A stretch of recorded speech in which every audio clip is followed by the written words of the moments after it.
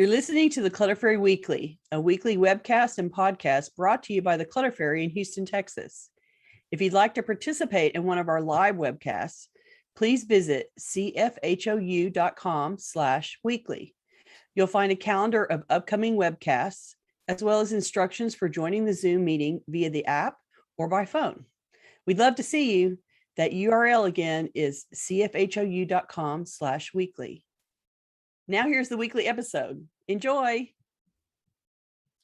Hi, Clutter Fairy fans. This is the Clutter Fairy Weekly for May 13th, 2025. I'm your co-host, Ed Gumnick, and I'm speaking with Gayle Goddard, certified professional organizer and owner of the Clutter Fairy in Houston, Texas. Hi, everybody. The Clutter Fairy Weekly is the webcast and podcast that digs deep into the clutter that piles up between you and the life that you want to be living. We explore the habits and behaviors that lead to clutter, and we suggest strategies to slow the accumulation, reduce the collection, and comfortably manage the stuff we decide to keep. If you're new to our Zoom meeting, we want to let you know that you can share your comments and questions via the chat, and I'll try to make sure Gayle addresses them before we move on to another topic. You can also use the raise hand feature if you'd like to ask a question or make a comment yourself via audio or video. And we're also streaming the webcast live on Facebook, so you can share your questions and comments there, and I'll relay them to Gayle. We're going to start by talking about last week's weekly tittle, which was called Positivity Challenge. The assignment was to apply one of the positive psychology principles we talked about in last week's show to your own decluttering efforts. Let's hear from our participants in Zoom and on Facebook who went positive on a decluttering or organizing project this week. Please let us know in the comments. While we wait for our live audience to chime in with their tittle reports, I want to share something that YouTube viewer Better Days Now had to say in response to last week's episode. Better Days wrote, they've actually done fMRI functional brain scans on people who can fix other people's clutter and organizations, but have trouble doing their own. And it literally showed that their brain short circuits and misfires as soon as it's their own stuff. So their ability to make decisions gets fried. It's a physical brain thing that happens. Don't have guilt if it happens to you. Try again and pretend it's not your stuff. Imagine that someone hired you to help them or get actual help with it. I wasn't able to, I was trying to track down a link to see if I could find the particular study in question, but I didn't manage to do that. You couldn't find the actual research? Not in time for the show. Well, it's a great idea anyway. I mean, even if it's an ancillary story, if there's not actual research out there, but I think the idea applies no matter what, the idea that you've had about it. If you struggle with your own stuff, but you have no trouble helping other people with theirs, I think imagining that your stuff is actually someone else's stuff is a great experiment. What would you say to someone about this item? What would you suggest someone do with this thing? How would you comfort them or support them when they struggle to let something go? Talk to yourself as if you're talking to a client and see if that lets you be more objective about your own things. And say it out loud, just like you're talking to someone. If you have a pet, you can talk to the pet about it like they own the stuff and let them be the client. The idea is to tap into the version of your mind that can support and make decisions with a bit more objectivity. So hopefully you'll feel like you're getting supported while you face things that are difficult for you, and you can benefit from your own wise counsel. I really appreciate that idea and hope that it's helpful for someone. I think I hear that a lot from people, that they have no problem at all helping other people with their stuff and they get stuck with their own. And so if it's true that your brain is short circuiting on you in that moment, then, do a little role playing and pretend like you are your own client. Talk to yourself, talk to your pet, pretend like somebody else is in the room, and see if that doesn't allow you to stay objectively far enough away from it that you can tap into your own expertise about it, what you already know and have to do, and you can apply it to yourself instead. And come and tell us how it goes. See if you can get some use out of that. M says, pretending I was helping a client, I made big progress in the dining room, clearing more of the desk. Awesome. There's one neat pile on it now of items to be addressed. I've already made one of the calls. Yay, that's awesome. Congratulations. That's what we want to hear. I mean, it doesn't matter how you help yourself as long as what you do is helpful. And so if that worked do it again. Tap into it and keep going. Um, Connie says, I've talked to myself quite a few times about the collection.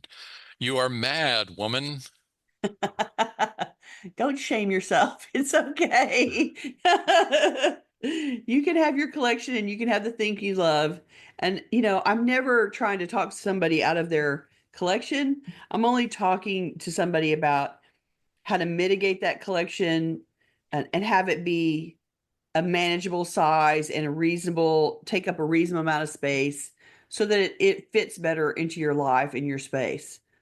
That's all I'm ever trying to do with somebody's collection. I'm never trying to talk them out of the whole thing. I'm just trying to, peel some of the excess off so it's not such a burden.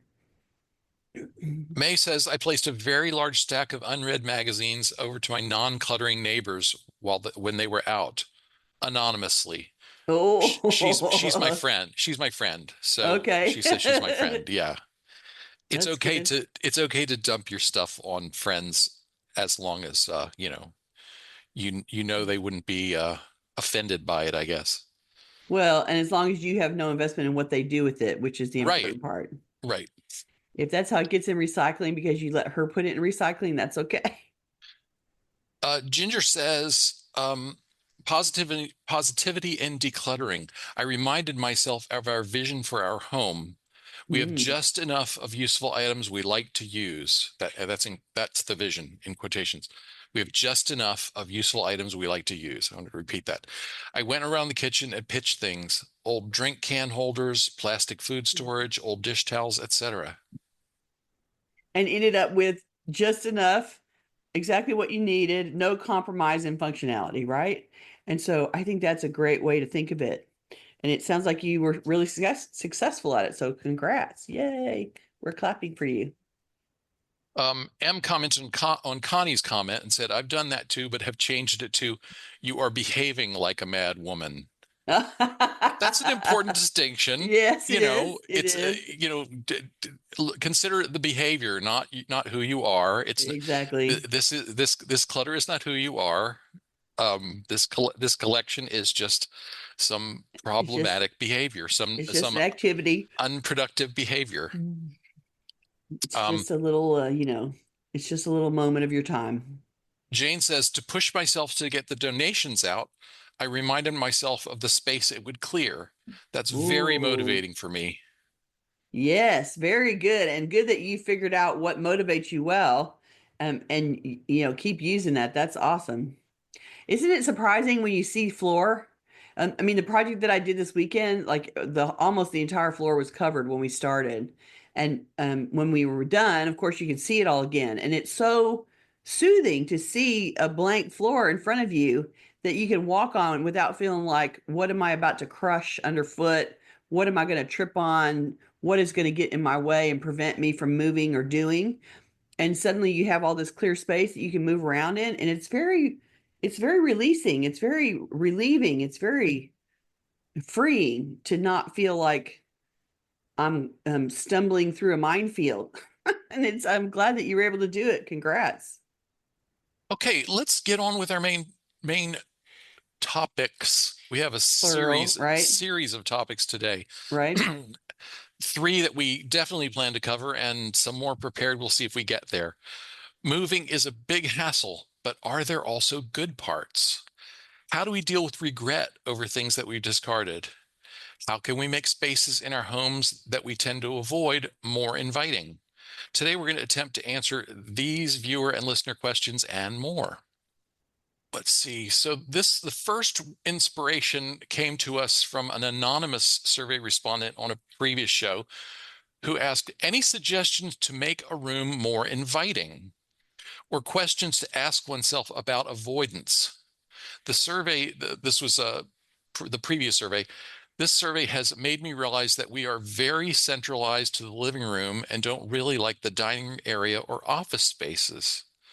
So I thought this was intriguing, and I wanted to see how widespread a problem is this. And so we surveyed our audience to get your input on the unfriendly spaces. We're calling it no-go zones. We needed a shorthand, so we Right, came up with right. that. No go works, right? We asked our viewers and listeners, is there a room or space in your home that you don't love or that you tend to avoid using or even entering? Mm. What factors contribute to your distaste for or lack of enjoyment of this space? And we're going to talk about some of your responses. Granny says, my study. I come here a lot, but leave at the least opportunity. It represents all the unfinished tasks on my list. Totally get that one. Totally get it.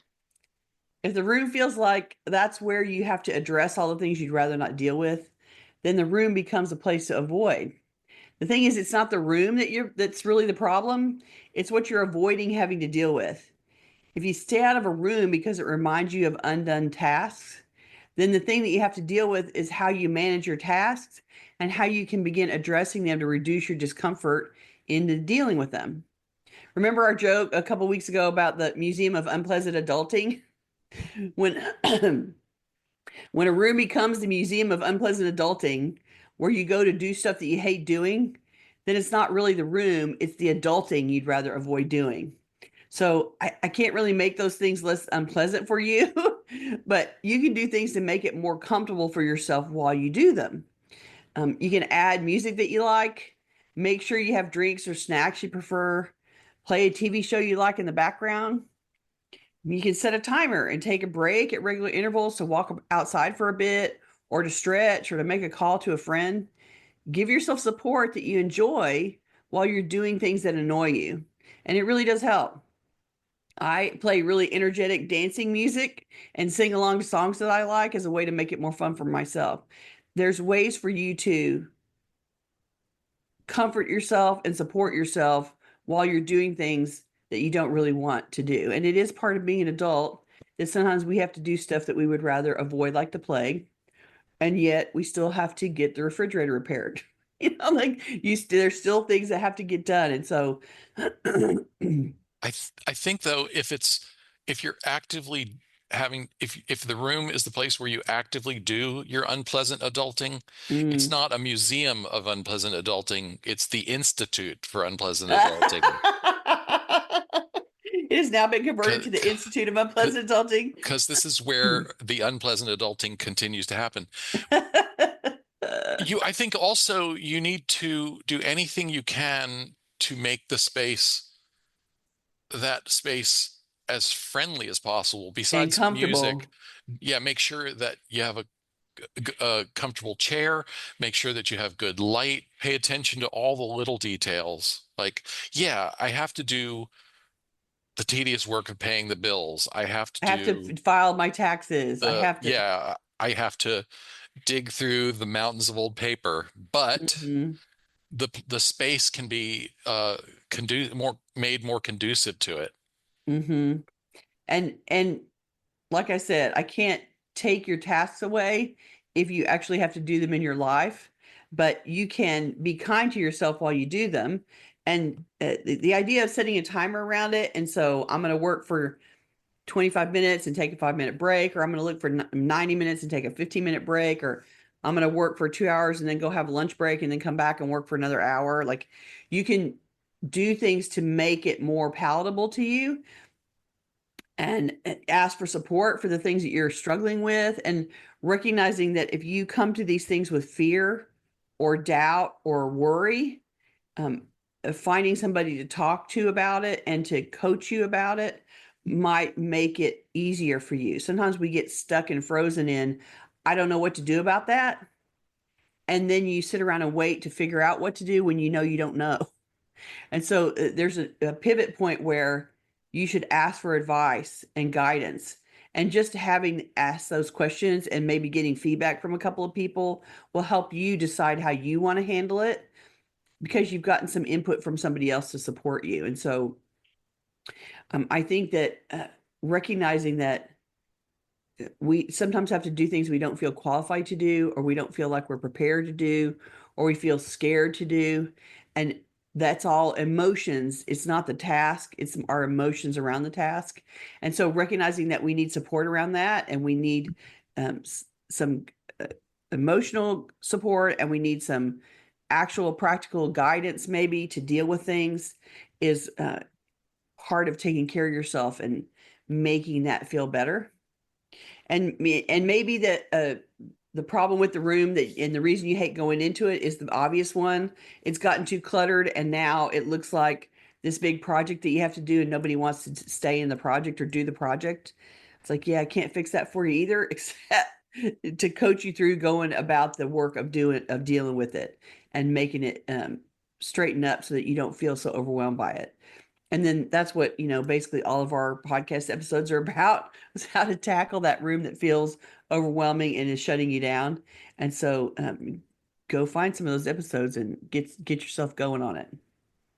Okay, the next one is a little bit long, but it was so carefully It was thought out and important. well Yeah. written, and I think it's going to resonate with a lot of people. So I wanted to Mm. share. I'm going to share it in its entirety. This was from an anonymous respondent who said that her no-go zone is the room where her husband lay dying. She says, I smoothed the covers when they took him on a gurney, not knowing he would be dead in days. His wish, which I did not know at that time, was to have no funeral or memorial service and no gravesite. This was devastating to me. He said the hardest part about dying was leaving me. It felt comforting in the following days to pile stuff where he had lain. I remember thinking, stuff at least will not leave me. Soon, with the ever expanding piles, the door to that room could barely be opened. The rest of the house filled up as well. I realized later that I'd used the piles of stuff to symbolically bury him, and that the comfort in burying him this way also contributed to building up what felt like a safe cushion between me and the unfriendly world I now had to face alone. With the decluttering process, I am now, in a sense, carving out a life for myself. To clear out his room, however, I think I will have to have an image of what I would like to use it for, because going through it item by item for no reason other than to clear it out is still just too painful. Thank you for sharing this story. It really illustrates the same point as before. This room full of stuff represents an emotional experience that you have to process and integrate, one that you're finding very difficult with good reason. The loss of your spouse is one of the hardest transitions humans have to go through. It's good that you're reclaiming your spaces again, and I know it's a steep hill to climb. Practically, I would say take a few things out of the room at a time and declutter them in another room.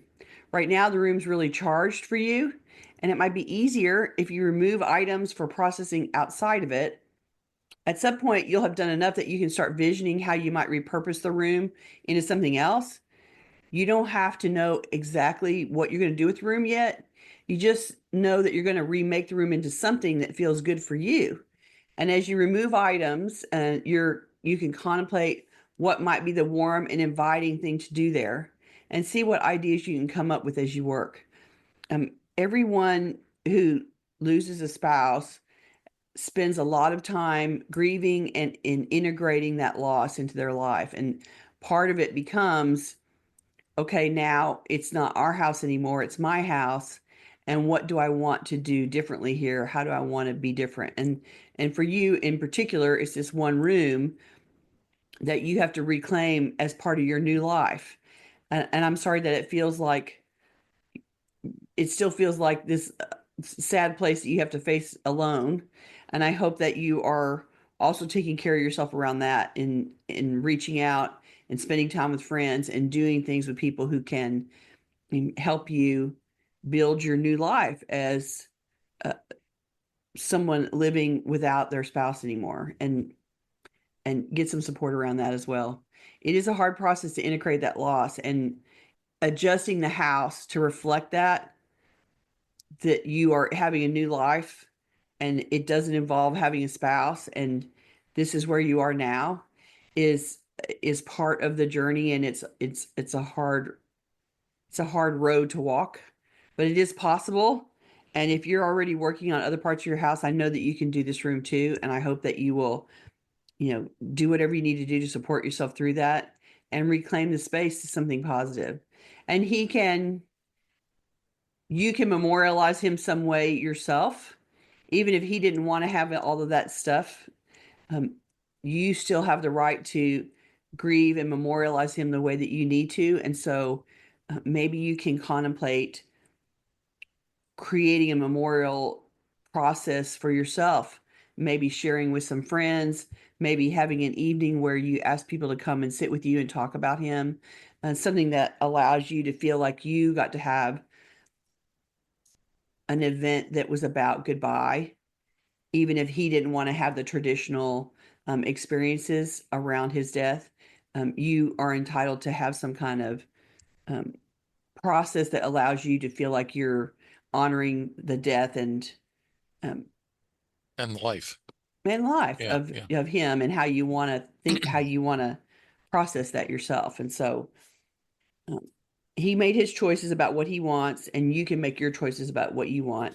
And that includes reclaiming this room to something that is part of your new life, and something that feels supportive to you. So thank you for sharing that story. We both thought that was very um, uh, topic appropriate and a good illustration of how having a room that's hard to go into still has to be reclaimed at some point. So thank you for sharing.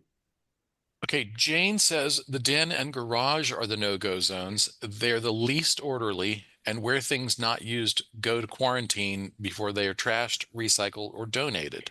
This one made me laugh because I always say that garages are where things go to die. And I challenge you to stop when you think I need to dump this in the garage and ask yourself, are you really just delaying the inevitable? Can you skip the waiting period and go straight to the donation or the removal part? Bypass the garage altogether. And if it needs to go into the garage to die, it can just go out now.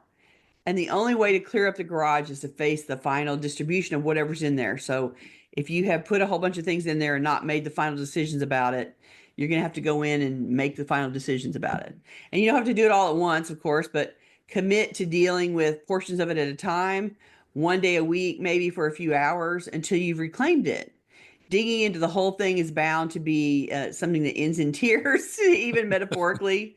It's too much work and it's too time consuming, it's too hot, and all those things. So, um, you don't have to deal with it all at once unless you just have a crew to do it. But if you don't have a crew, then going out there and tackling a portion of it, um, and repeat until you get all the way around. I know garages are a hassle, but it's still something that can be dealt with, and it's worth it to get it done so that you don't feel like it's a room full of stuff that you don't care about anymore. Okay, Christine says that her no-go zone is our extra bedroom. Mm. Finally, it is almost cleared out thanks to your advice and encouragement over the last year or so. It is so close to being ready to move back in as our family office slash quiet room slash reading room. Mm. Until recently, it was not fun to be in there due to piles of paper and various craft supplies that were just waiting to be organized. Congrats on getting there almost, though. That's wonderful. I'm sure you'll love being in there when you're done. And then just add clearing it up to your maintenance routine so it stays the sanctuary that you're about to build, right? You'll be the beneficiary of all your hard work, just like I always say. You get to change the purpose of the room and make it peaceful and make it a lovely place to hang out. So I can't wait to hear how you like it when you're done. Congratulations on getting so much done. That's really wonderful news. L says, this is letter L is how You're this right. person identified, the garage and workshop area in the basement. It is cluttered, disorganized, and feels dirty. I feel like I put on blinders to enter this space, and I'm embarrassed if anyone besides me and my husband sees it. Garages do have that dirty outside element to that, don't they? Like there's always things blowing up under the garage door, and there's always leaves you don't know how they got in there, and it's concrete, and it's a room, but it's outdoor. Like it all has that dirty element to it. And we don't have any basements here in Texas, so whenever I've been in one, it feels a little bit like going into a cave. It's strange to me to feel like I'm standing underground. And remember, they're both rooms to your house, just like any other, the garage and the basement. They can be sorted and organized, they can be clean and made a part of the house that you enjoy. And there will be lots of decisions to make because it's likely that's where all of those things have gone to die. I mean, I think that's mostly people use basements most of the time for storage, just like they use garages for storage. And so the basement's just indoor storage, the garage is outdoor storage. But they're rooms that people treat like storage rooms. But when something becomes a storage room, then it becomes the parking space for things you don't want to think about. And so if you just want it to get out of your face and not have to deal with it, you go put it in the basement of the garage, but you don't try to organize it out there. You just park it out there. So again, I circle back to what I said earlier. If you're just putting it down there so you don't have to think about it, then you should stop and think about it and Mhm. ask yourself, do I really need to go shove this in the basement and make it worse? Do I really need to toss this in the garage and ignore it? Or should I just let it go? And let it go out and skip my storage rooms and let it disappear. And I think that's something to notice. People use those rooms as ways to shift things out of their face so they don't have to think about them. It's like, yeah, but if you make the rooms a mess, it's because you're skipping all those decisions as you touch everything. And it might be worth it to try to make some of them and have those rooms not be ones that you're embarrassed by. I get it. Lots of people do that with their garages and basements Okay, and attics. let's take one more on this topic Okay. because I think this one needs talking about. Brenda says, my guest room became a storage room when I ended up storing stuff for a friend. Rut-row. Yeah. Yeah, that's a So problem. it sounds like we need to renegotiate a boundary or a deadline. What do you think? Little intervention, right? Yeah. Like I get it that somebody's like, hey, I'm out of space at my house. Now I need to move storage to your house. It's like, okay, but what's the end goal here? If they have just moved their clutter to your house and they have no intention of or plan to take it back out, then I think you need to circle back and go, okay, I need this room. I have people coming. You can lie, you can postulate, you can speculate about I need people to stay in this room.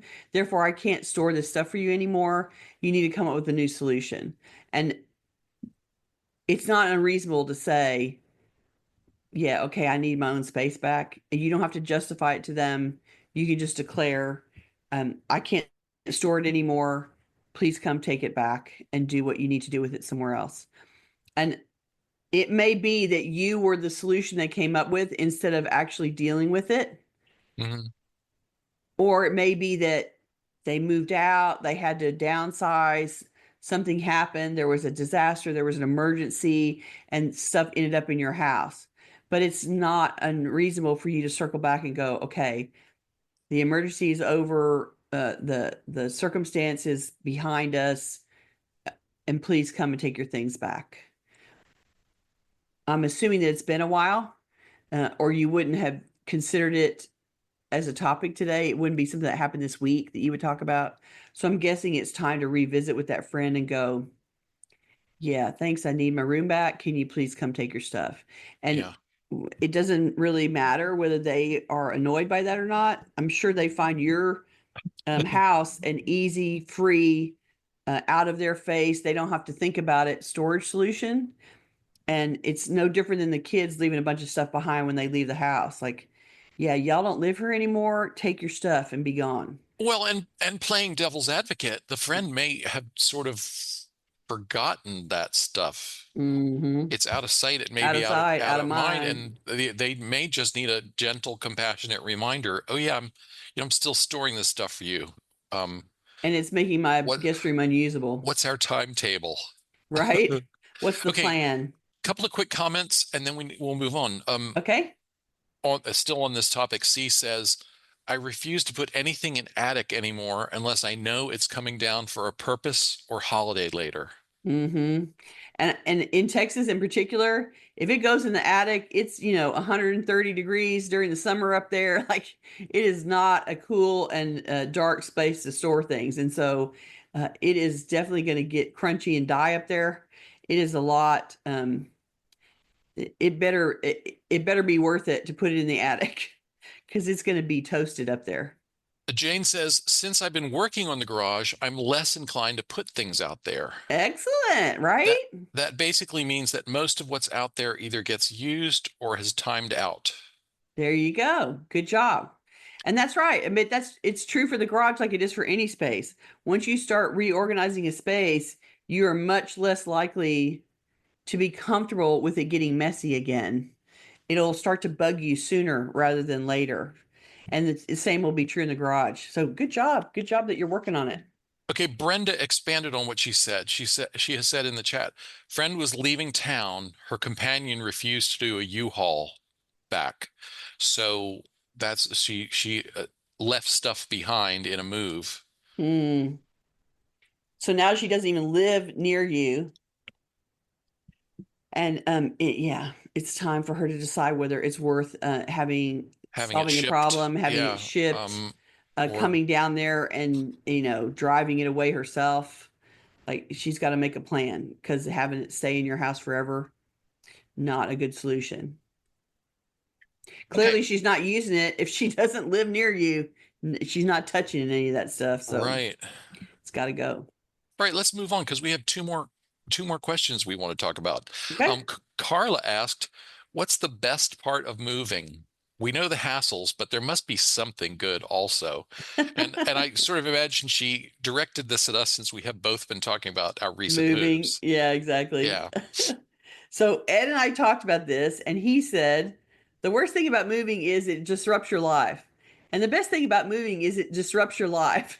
So, from a practical standpoint, it means you have to touch all the things that you own and make some long delay decisions about their necessity in your life. It also means everything has to be redesigned because all the rooms, the closets, and the storage areas will be different, and you have to lay everything out differently. It forces you to rethink what an item means to you and why you have it. I mean, what was part of the set landscape in the old place is now a forced new decision about what it is and where it goes and whether you really want it or have room for it in the new place. And I think many people skip that part and they just cram all into the new place. They just shove it everywhere and they lose the opportunity to make new decisions about things and make the stuff in your life reflect who you are now. And so Ed and I talked about the idea that it kind of forces you to reevaluate why you have it. Why does it need to be in the new place? Is it really part of my life now? Does it make sense? What do you want to So, add there, Ed? well, so did you actually answer what was the best part of moving for you? So the best part of moving for me actually was, I think, getting into a space that is a layout that I prefer. Hmm. So I really do like how the rooms are arranged, and I like the sort of the big room that's all open, the kitchen, living, dining area being all open, one open room. I really like that. And so there's things about this house that I like um, functionally and practically, and even sort of aesthetically that I like better than the old house. And I also like the opportunity to like I a lot of stuff went out of the house. Like I had Yeah. a big purge as part of this process. So that part was, that's always good to me too. Yeah, I was going to add a move sort of forces you to question all the assumptions you've been working from for a long time, Mm, all your daily routines and habits. mm-hmm, It's a chance to shake off unproductive routines and habits and adopt some new better ones, and mm-hmm, to go, oh, it was never this thing about the old place was never quite right. How can I make it better here? You know, mm-hmm.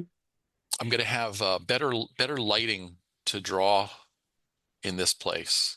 Right. So that's a cool thing. And then also just I just think it's a good idea to shake up your routines from time to time and see what's worth keeping. Our old neighborhood was in a our old neighborhood was lovely, nice neighbors, but very isolated. And so when I took the dog for a walk, it was more or less the same mile and a half or so of road over and over and over and over and over again. And Right. now we're in a more in the middle of everything kind of setting, so there are a lot more options, That's and I cool. like that. Right. That's got to help. Deborah says, I don't like the packing aspect of a move, but I love setting up a new place. I Mm. also like the excuse to get rid of things. Right. It is an excuse to get rid of things for sure because you have to touch everything again.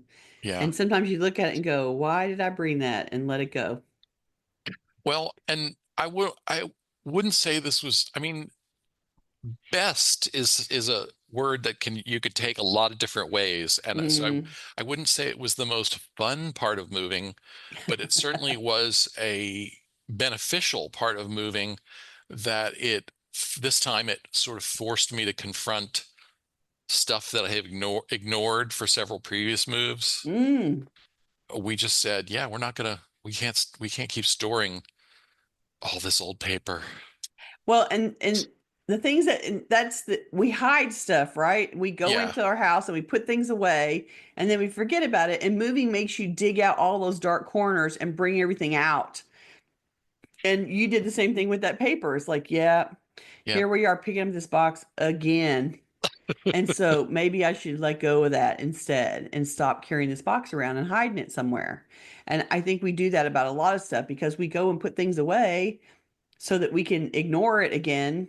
But if you're moving, you have to touch it all, and that makes you look at it all again and decide, why am I hiding this? Why am I stashing this in a cabinet in a corner? Why am I messing with it and not letting it go? Why am I finding a place to stash it when clearly I don't have any interest in having it anymore? And making those decisions, the move makes you do that. And I think that's a good, it's a beneficial result. Yeah. Painful, Okay, tiring. one more follow up to about Brenda, who has the guest room with the friends stuff. She says she's still a friend of over 40 years. The plan was a small payment per month, but times got hard. So, good for Brenda for being a kind, patient, and compassionate friend. And we still hope you come up with a solution eventually that gets you your guest room back.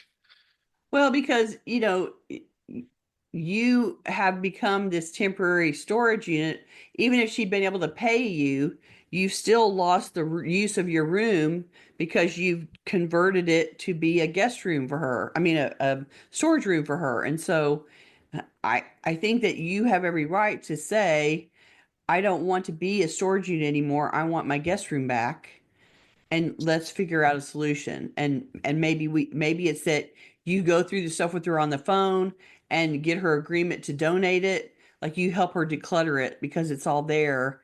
She can't pay you to be the storage person.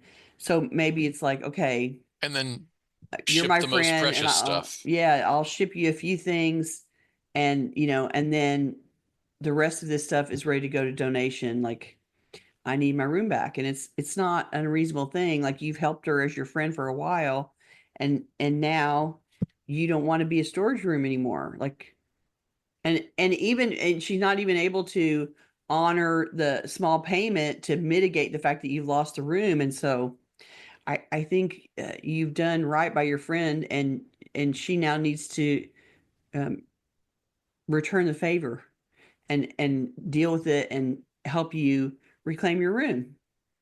It's not an unreasonable thing. All Go right. through it with her on the phone, get on Zoom, and walk through the stuff and make a pile of things that she thinks are important enough to ship to her, and then get her permission to donate the rest. Okay, moving on. An anonymous respondent suggested we talk about dealing with decluttering regret. Mm. She says, I feel like this topic gets brushed over by most of the decluttering channels, but I have gotten rid of some stuff I really wish I hadn't and cannot replace. So let's go back to the survey. We asked our audience, do you have regrets about anything that you've discarded or given away in your decluttering process? If you answered yes, how do you manage negative feelings about your choice? And if you answered no, to what do you credit your satisfaction with the choices you made? Millie says, only a few regrets. I did throw away some professional materials I authored 40 years ago that I sometimes think was a mistake. But I remind myself I never looked at it, don't need it for resume purposes. I'm retired, and my kids sure as heck would have zero interest in it. I think this is a reflection of, we all have things that we find super fascinating that we know no one that's going to inherit from us cares about. It's just our life. And I think that your Millie's perspective was very, um, you know, spot on around it. Like, Yes, I wrote these professional materials, but I don't need them anymore because I'm retired. My kids don't care, and I didn't actually go and look at it. It doesn't change the fact that you authored those materials and you had a successful life and you made that part of your work life. And it's one of the things that that work life is behind you, that part of your life is done, and you're moved on to other things. And so you were able to release it. And yeah, nobody wants to feel like their professional successes are um, not important anymore. But I think the truth is professional achievements are those moments in time where we accomplish something and feel good about it, but you don't need the pieces that represent that success to still remember that you had a moment in time that was really wonderful. I'm proud of you that you were able to let it go and that you can still tell yourself, I didn't look at it, my kids don't want it, I don't need it, I'm retired, it's okay. And I think, you're right. Here's a great comment from Deborah. She says, I don't regret getting rid of anything, but years ago, we'd been discussing a move to Germany, and I wrote up a detailed list of everything I wanted to keep that would be worth moving. So I already had that template. Mm, Yeah, so I think some of the answer to avoiding regret is being very mindful and purposeful about what you're deciding to keep. what you want to keep, exactly. I think that's a very good point. And if you give, I think sometimes people, this happens in terms of stress response when people are faced, they're overwhelmed or they feel like they're making a lot of decisions, they don't know what to do, or they're starting to get decision fatigue. And when people are stressed, the decision making becomes on two extremes. Either they keep everything because they can't make any more decisions, or they start throwing things away because they can't make decisions. And so sometimes I think the people that whose stress response is to throw things away when they're sort of at their limit is those are the people that end up regretting later because they didn't get to make a decision about it. They just threw things away in reaction to their stress. And I think if you are one of those people that you get frustrated or you get overwhelmed and your solution is to start throwing things out to get it out of your face, I think that there's some exposure there that you will accidentally throw something out that you'll regret later. And I think if you find yourself in that position, it's better to stop yourself and walk away and don't give in to the stress response of throwing it out, to just close the door on that and walk and go do something else and recognize it as a sign that you are overwhelmed and you need rest, you need recovery, you need break time, that your brain has now reached its limit for the day and that you don't need to keep working on the project right now. And hopefully then you can make some more considered decisions and not end up throwing out something that you regret. And I think, sometimes we talk ourselves out of things or we're working with somebody who helps talk us out of something. Yeah, someone in your life or your family suggests that you don't need it and you capitulate to their opinion because, they're in there advocating for it to be gone. They don't want it to be there anymore. And if you capitulate in that minute, then you may have some regrets later. And so I think it's super important to not lose agency over your own decisions, over your own stuff. It doesn't matter what anybody else thinks about what you have and whether you should have it or not. They can make those choices about their own stuff in their own house. And if it's your spouse, then you'll have to negotiate. Everybody's keeping something the other person doesn't want.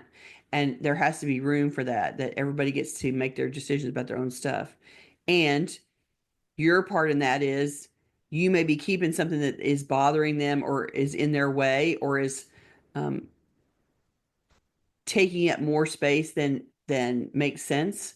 And so coming up with a way to retain it and have it not be a problem for them is a solution worth negotiating. Where can I put this so that it won't be a bother for you? How can I still have this collection and thin it out maybe and still keep part of it and then have it not be a problem for you? Is it better if I put it behind closed doors?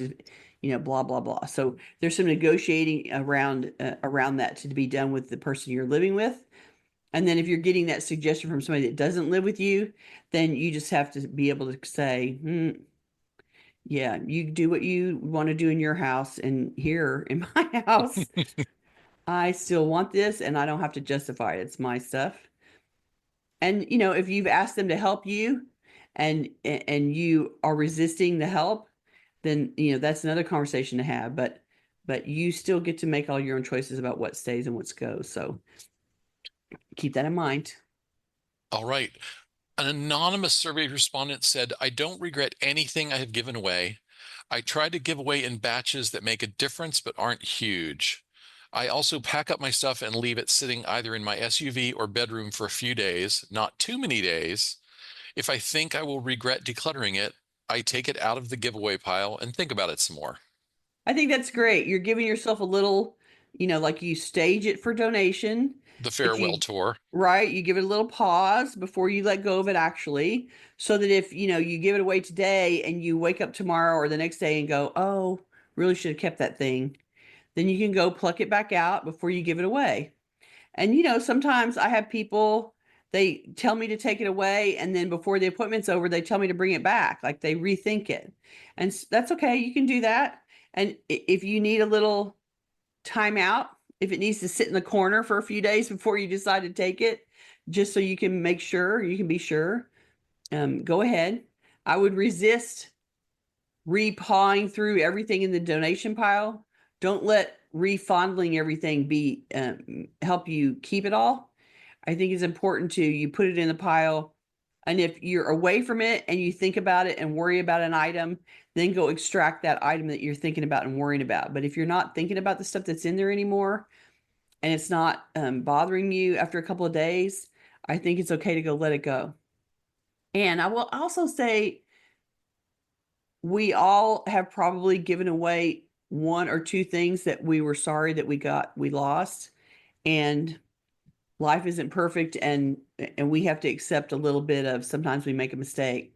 And to dwell on it and to beat ourselves up about it, it's not really very productive. It's no different than I meant to buy this thing for dinner and I bought that thing for dinner and now I'm sorry. Sometimes we make goofy decisions and then we have to live with the consequences. And if it's something that you can't replace, is there something that you can substitute that's similar? Or if it's just a tragic loss and we have to adjust to it, then do what you need to do to get okay with it and accept that you made a decision that you regret. And sometimes that happens.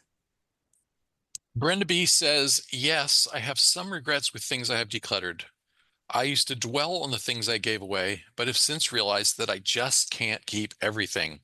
I can keep anything, but can't keep everything. That's true. And if your goal is for your house to be more livable, more comfortable, more manageable, then you can't keep everything. And there you go. Sometimes you give things away and you regret giving them away, but you do it in service to your living environment being more manageable at whatever stage of life you're in, and that it's you're the beneficiary of the space that you created by letting go of it. And so you may be sorry you let go of it, but you're also benefiting from the space it created. Try to think about it that way. Good job. Um, I want to share a comment. M says, clutter for me is like a puppy. Once I handle it, I want to keep it. I know, I know. That's the endowment effect, right? We've talked about that before. The idea that when you handle it, suddenly in your mind, it becomes yours. And then you like clutch harder on it because it's become yours. And the truth Yeah. is, the day before you didn't know about its existence. It's what happens when you go shopping and you see stuff that you like. It's like before you went in the store, you'd never seen or heard of the thing. And now you see it and suddenly you have to have it and it's driving you mad. Like, yeah, you don't have to have everything in the universe that's produced. And you don't have to have every puppy on the planet. If you think about that, imagine gathering all the puppies that you thought were cute and having them be in your life, like you would be drowning. So think of the clutter as the same way. You would You be have doing a one too lot of many cleanup. puppies, right? There's going to be a lot of poop to manage. So if you imagine that the thing is taking all that maintenance, that I'm puppy maintenance. I'm noticing I hadn't really attributed to an endowment effect, but I'm noticing this phenomenon that as I open up another box of old paper and I go, oh yeah, this thing seems so interesting.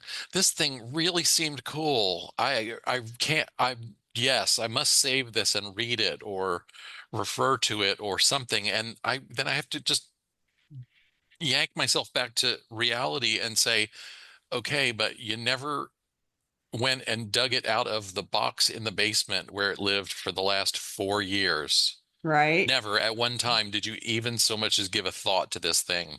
So just because And it's right here in the center of your attention at this moment does not suddenly make it important again. right. And I think that this is the problem with people that are into information and interesting data, that Sure. every piece of data that you touch seems interesting in its own way. And I always say back to you, you have plenty of things to read. You're not running low on stuff that you find interesting, right? Yeah. So it's not like you are suddenly bereft of things to keep your attention because you didn't read that article, right? And so yeah, like it doesn't change the amount of time that you have to read. It doesn't change the amount of time during your day that you have to spend, you know, chasing interesting things to you that don't have a purpose or are not part of your work life. And so there's only so much time in your life that you can deal with. Yes, fear of missing out, exactly. There's only so much time in your life that you can deal with things like that. And making the collection ever growing of things that you once and at some point found interesting, way beyond your capacity to process or absorb those things, just creates a clutter problem. It doesn't help you absorb any of that data. And so it is a thing. It is a thing. And like you said, it was in the basement for 4 years. You never thought about it for a minute. Yeah, it looks interesting, but you've already got a ton of stuff queued up for your interest currently right now. And so Word yes. good job. I'm glad you circled yourself back around. M said, thanks, Gail and Ed. I will imagine that the clutter is a puppy that will grow up to be a 150-pound slobbering dog that sheds like crazy. Clutter and puppies lead to more work. All Problem right. It's a solved. mastiff. It's a mastiff puppy that's going to become a horse when you're done. I love that visual. Thank you. That was a Okay. good one. Okay, just a couple more quick ones and then we need to wrap up. Okay. Lee says, yes, I do regret a few things that I donated. I try to imagine they are used and loved by a new family. Right? Like that's why I always talk about you got to put it on the river stuff and you have to trust that most of the time it's going to end up somewhere, somebody needing it, somebody using it, even though you don't know who that person is. You can still imagine, like she said, that it went to another family and it's being used there. And that's the way that you can make it okay for yourself. Thank you. I like it. Danetta says, no regrets. I have so much extra stuff. I don't use it now and I'll never miss it. Exactly. That's exactly what I think too. And C says, yes, only for objects that have a monetary value, but the feeling of regret is temporary. Sometimes it lasts a Mm. day, maximum a week. I now know this, and it gets easier with every additional object. I've come to realize I don't have the time nor energy to try to sell things to recoup the sunk money. Isn't that a blessing to figure that out?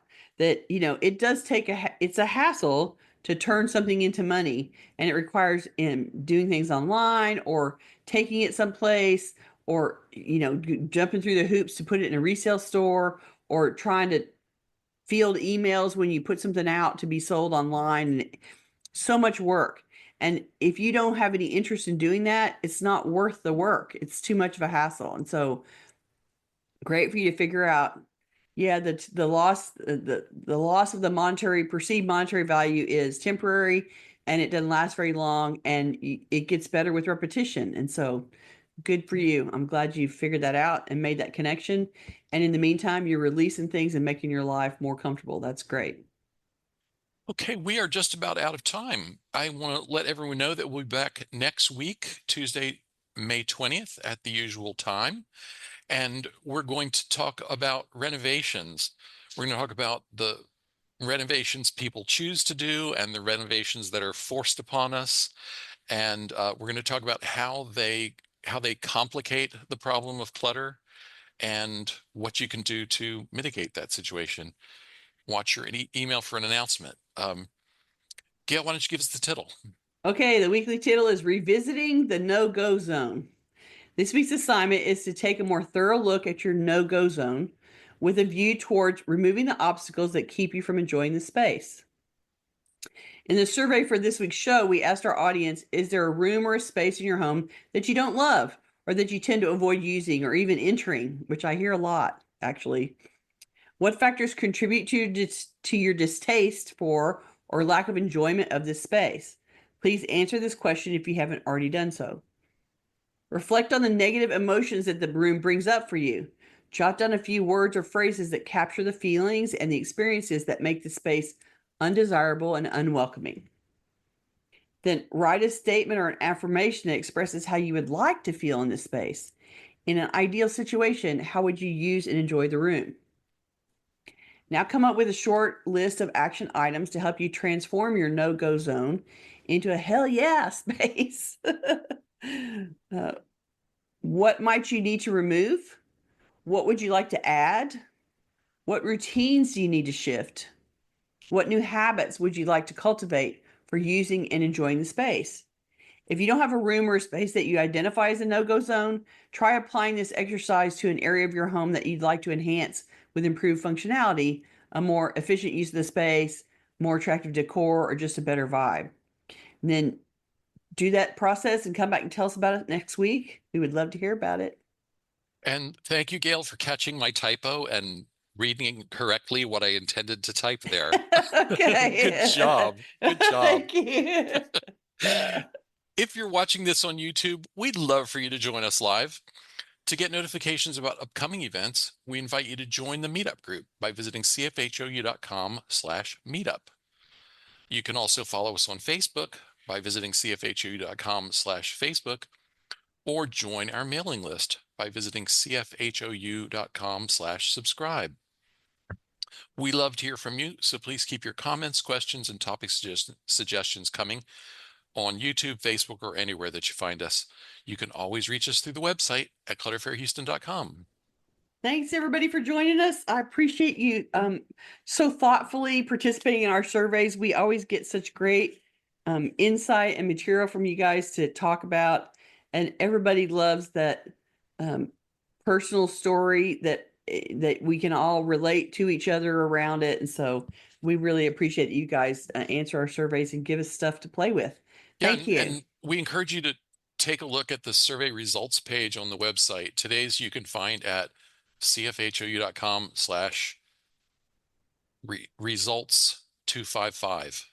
Results 255. Okay. Results 255.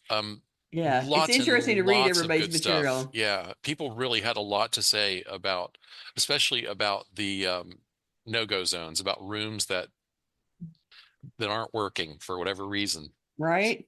And that's what the craft room was that I worked on this weekend. She hadn't been able to be in that room and doing her craft beady thing, being crafty in that room at all. And, you know, she was like, I don't even like to go in here. I don't know what's in here. I can't think in here. I can't do anything in here. And so now it's transformed. Thank you.